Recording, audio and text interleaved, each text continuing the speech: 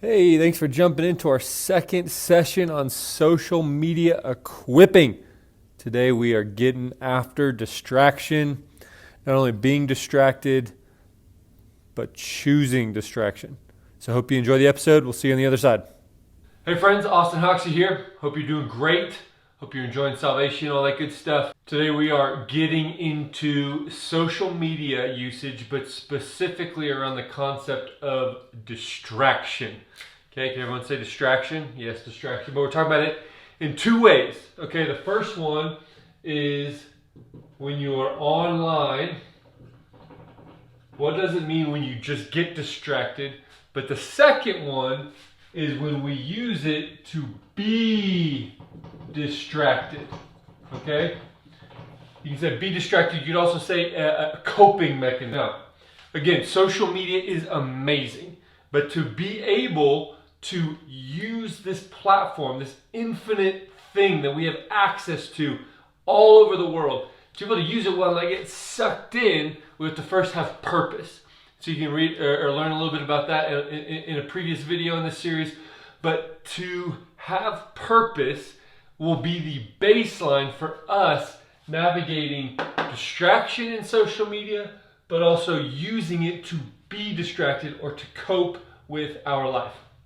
Okay, so we all know, we've all been there before, but you get online and it's, a Thursday night and you're just kind of like, it's 8 o'clock, you're scrolling, and then all of a sudden it's 11:30 and you're like, crap, I need to go to bed.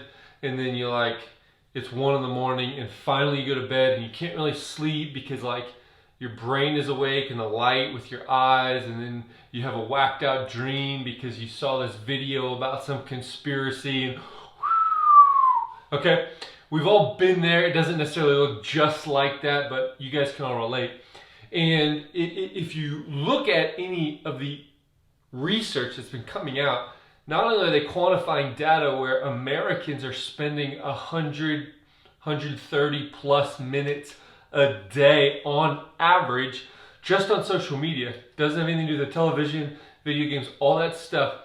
We are using all of this time, and then obesity rates, depression, divorces, okay, apathetic kids, cutting, mental health issues.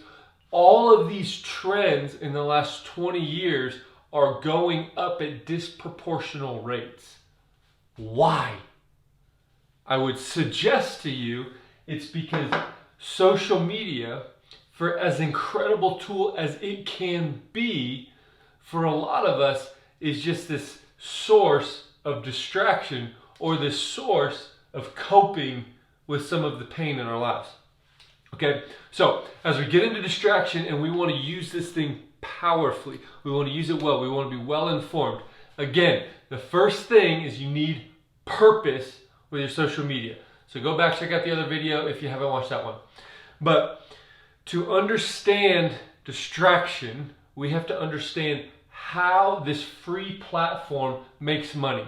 We touched on it briefly earlier. There's also this documentary that came out recently on Netflix called Social Dilemma, and they probably had some of the best language I've heard for it, but it's all these different social media engineers and techs throughout the years, and what they're communicating in the baseline of this is the product on social media, or the way money is made, is with our attention. Okay?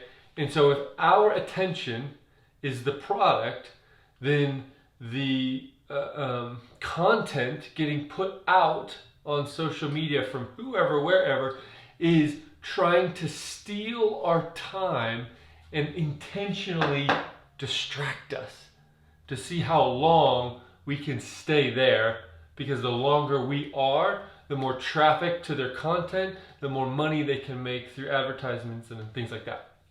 And so the biblical language I want you guys to understand is John 10:10. I'm sure a lot of you guys know it.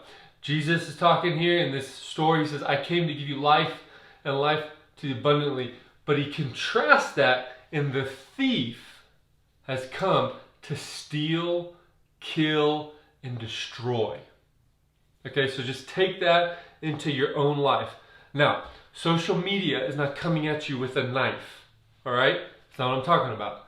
I'm talking about 6:30 in the evening. You kind of maxed out from your day. You're trying to have dinner with your kids, your wife or your husband, maybe they're making, maybe someone is trying to clean up a little bit, and you're just sitting on the couch scrolling. Kids are running around, maybe it's a little loud, maybe you go into the bathroom and you're just scrolling. Okay, what's happening there? What's happening is some level of mindless distraction, or what I would say, stealing from your life. Okay? Or, think about it, it's 9 o'clock on a Wednesday night, you and your spouse are kind of maxed out, sitting on the couch, you're just kind of scrolling, maybe shopping online, maybe vegging out on Netflix, whatever. You know what you're not doing? Probably not having a heart connect with your spouse. Definitely not having sex. You're just distracted. Or your life is getting stolen from.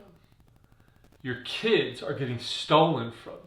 Your marriage is getting destroyed. Now, that's a little dramatic, but I want you to think what it looks like for you to spend over 2 hours a day on average on social media.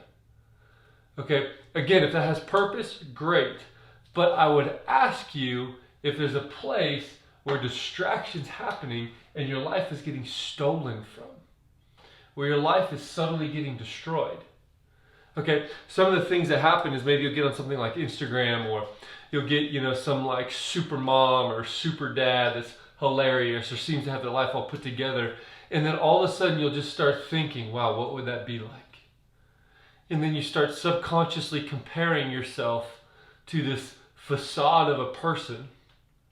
And then all of a sudden you start wondering, wow, am I failing as a person? Am I failing as a spouse? Am I failing as a friend?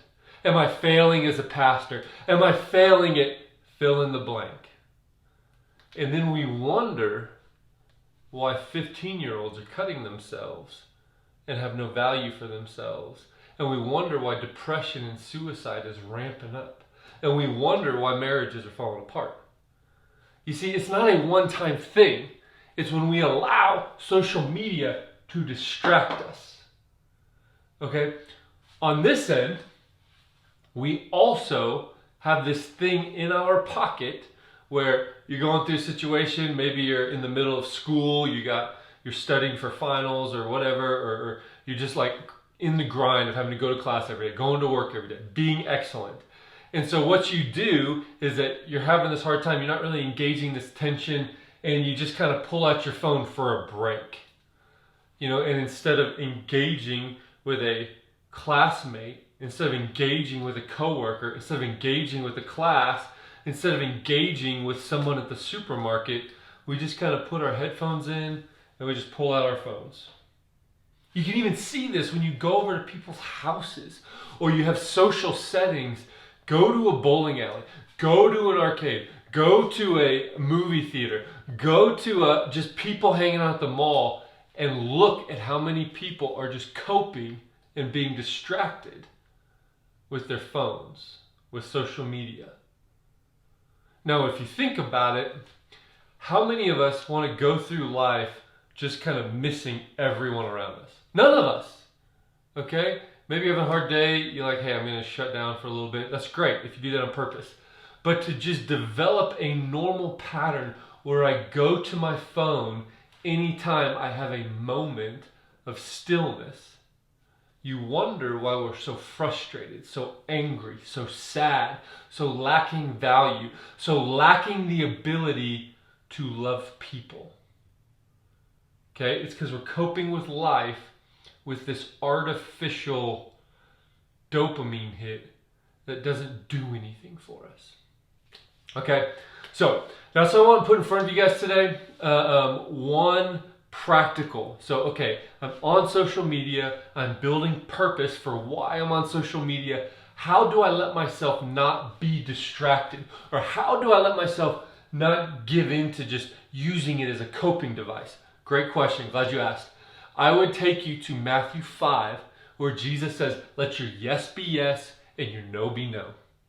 And what I mean by that is take your social media, get some purpose, and be like, okay, here is what I'm going to use, fill in the blank.